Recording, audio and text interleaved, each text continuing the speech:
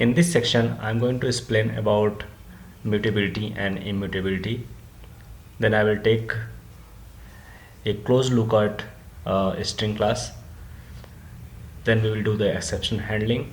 Then we will talk about collections, and then we'll talk about system class. Okay, so let's proceed for mutability and immutability. Mutability and immutability. So mutability is basically when you create a object and when you try to change the details of a object, then it does not create a new instance of the object. That is called mutability. In other way, whenever you change a object, when you change a detail of the object, if that creates a new instance of the object, then that is called immutability. So mutability says when you have a reference to an instance of an object, the content of that instance can be altered, can be changed. For the immutability, when you have a reference to an instance of the object, the content of that instance cannot be changed. If you are changing the content of that object, it will create a new object. So that is called immutability of object. How it is useful in Java? How these concepts are useful in Java? So mutability is basically where suppose you are creating a employee class, and in your logic you are changing the name, you are changing the salary. That way you are trying to modify the object, but instance of that object is still same. So that way, that is mutability. So mutability is required when you are changing the object once the object has been created. In other way, mutability is immutability. If you change something in the object, it will create the new reference. So immutability is something not helpful for Java. Java is by default, it is very fast, it is efficient, but immutable behavior of objects, that can put some overload on Java virtual machine in terms of memory, because whenever you change a immutable object, it will create a new object, new instance of the class, that will take some space in memory. So that is not good for Java. That is not good for when you execute the program, and that is not good for when you are trying to execute a program and it will take some space in the memory. So from the memory point of view, it is not good, but it is useful. Sometime it is useful making your class as a immutable. Immutable class, the benefit of immutable class is when you are making a immutable class, it means that you cannot modify it. Sometimes there is a situation here where you need to have that kind of scenario where once you create the object, no one can change it. If you remember, there is something called final. When you create final object, the reference will be final, but the content of that instance can be changed. But that is mutability. In other way, if I don't want to change the content of any existing object, and whenever a program is trying to change the content of an object, then it will create a new object of that class, then that is immutable. So sometime it is mutable is required, sometime immutable is required. That is trade off how you want to make your program. Okay, so in Java there are many classes. Those are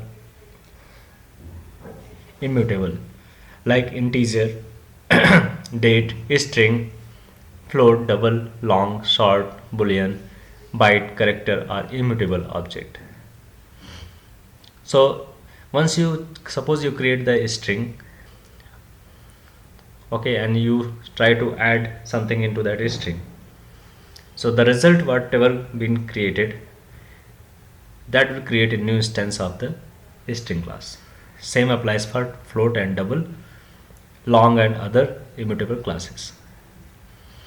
You can in fact create a custom class which is immutable, that you can do whenever you need to make a class something like that. So how you can make a class immutable? By default all the classes, all the custom class what you make, that is mutable. But if program demands something like that, you need to make immutable class, then how can you make immutable class? You can make immutable class by keeping all the fields as private so that it is not accessible outside. Make all the make all the uh, variables final, all the fields final, so that you can set those values only once through constructor. For example, make the class as a final so that no one can extend it. Make methods, make methods of that class final so that no one can override. And don't provide metadata, like don't give access to some method where you can change the property of, change the behavior of the class. And whenever you try to return the instance, return the object, return the new instance of the object, don't return the same object. That way you can create the immutable object or immutable class. Okay, so let's try to see mutability and immutability in Java. Okay, for that let's create one class,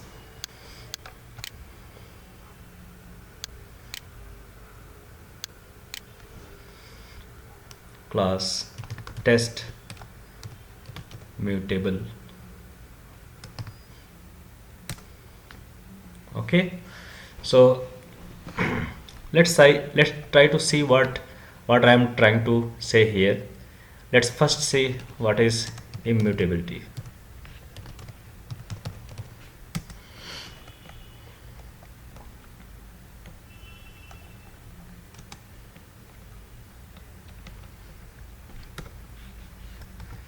Okay, so immutability is something, if I create a main method here and say I know that string is a immutable class, let's try to see how it is, why it is immutable class. Let's try to prove that it's immutable class. So the definition of immutable class says that if you create the object of any class, say string class, and you try to change the object, then it will, when you change the content of the object, it will create a new instance. So old instance will not be impacted. Okay, suppose I say str1 is equal to new string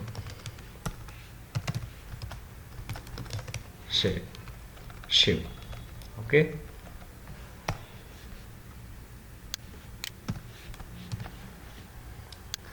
then I say str1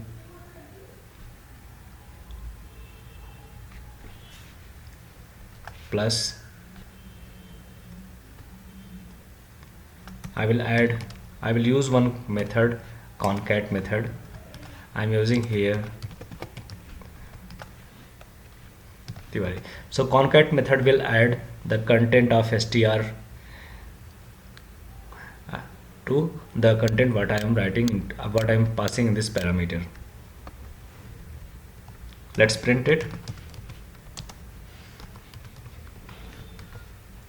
If you print it, the value of str1 is still shiv, because once you have done concatenation, it is a different object, it will create a different object.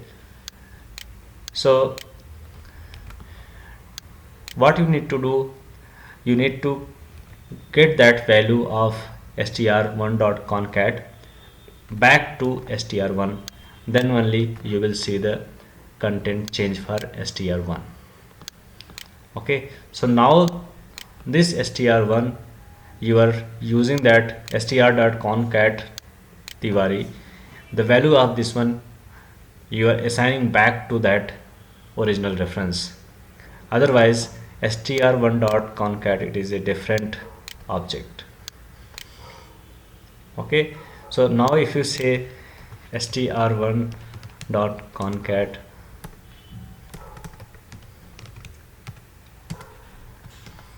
say Bangalore,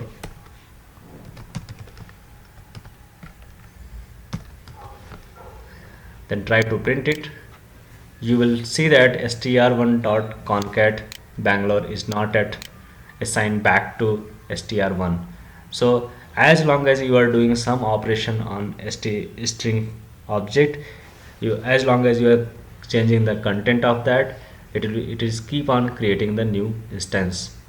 So the old value of str will be str1 will be still same unless you assign back that value to str1. Okay, so this is something called immutability. You have seen here, this behavior is called immutability.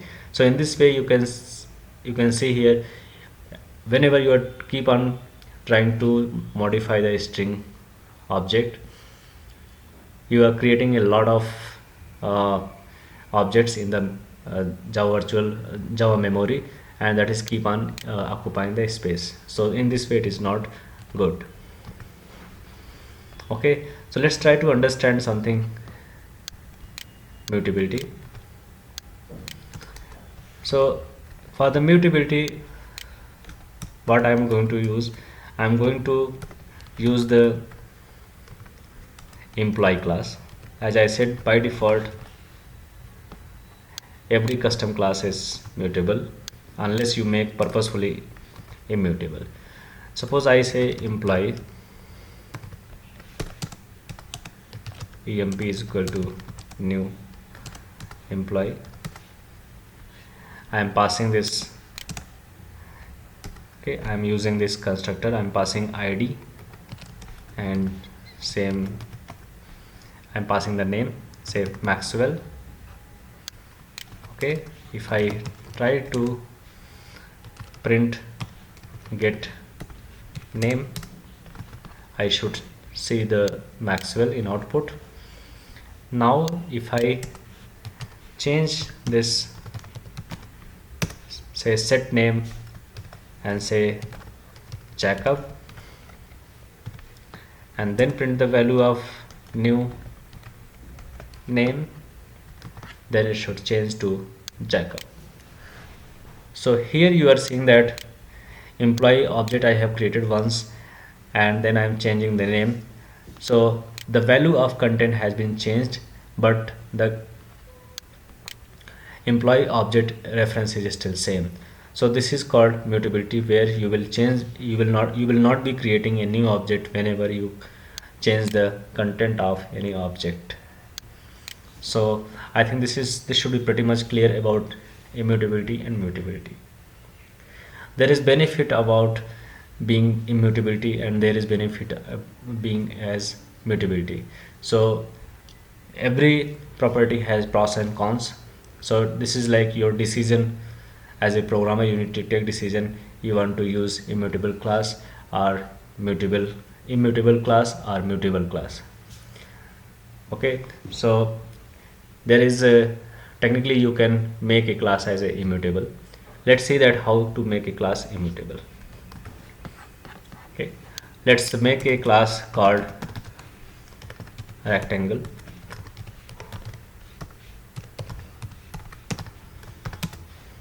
Okay, let's make this class as a final. Okay, first before doing these things, let's try to give some properties. Say let's put length,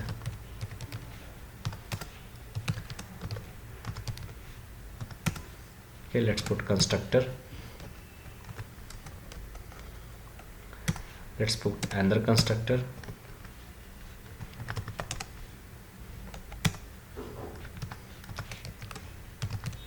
that is parameterized one.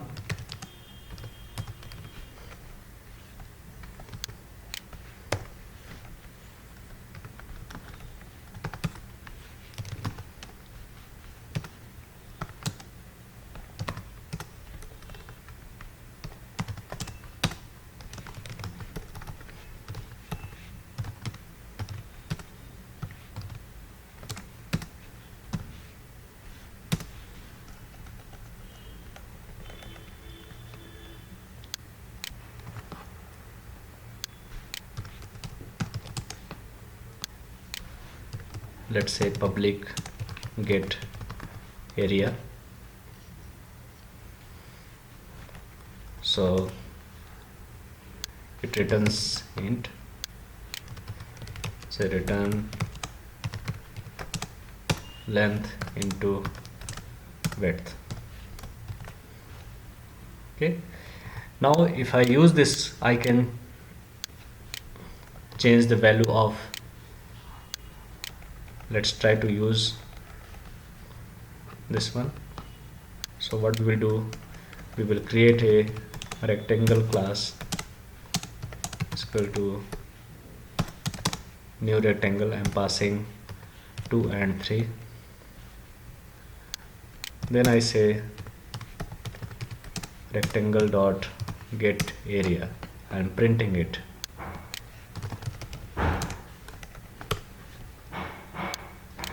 I should be seeing the value as 6 because the area of rectangle is 6, that is length into width. Now if I try to do rectangle dot say rectangle is equal to new rectangle and passing 3 and 4. Okay, not like this. Let's try to set something public void set length and width, where I am passing length and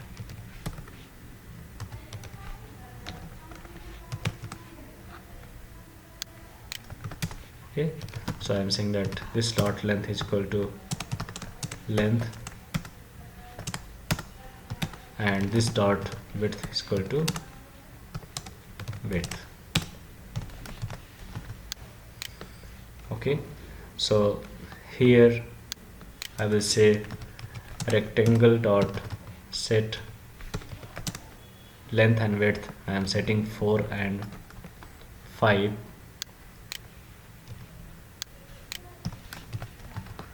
and let's print the area again. So I should be seeing 20. Okay, here if you see here, this is not the case where I have implemented immutable. So far it is mutable because I can set the length and width, and now the value of the content of rectangle is, the area is changed. So this is not immutable, this is still mutable. So let's try to make it immutable. So for making immutable, what I need to do, first thing I need to make this class as final.